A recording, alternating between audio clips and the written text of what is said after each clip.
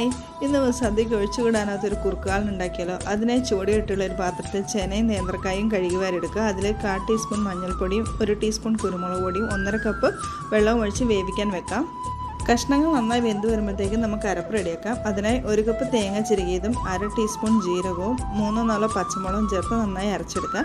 നല്ല കട്ടിയുള്ള പുളിയുള്ള തൈര് വേണം കുറുക്കുകാലിന് ഉപയോഗിക്കാൻ. നമുക്ക് ചേനയും കഷ്ണങ്ങളും നന്നായി വെന്ത് വന്നിട്ടുണ്ട്. ഇതിലേക്ക് നമുക്കിനി തൈരൊന്ന് മിക്സിയിൽ ബീറ്റ് ചെയ്തിട്ട് ഒഴിച്ചു കൊടുക്കാം. ഒരുപാട് വെള്ളം പോലെ അടിക്കരുത്. തൈര് ഒഴിച്ച ശേഷം കൈ എടുക്കാണ്ട് നന്നായി ഇളക്കിക്കൊണ്ടിരിക്കണം, ഇല്ലെങ്കിൽ തൈര് പിരിഞ്ഞു പോകും.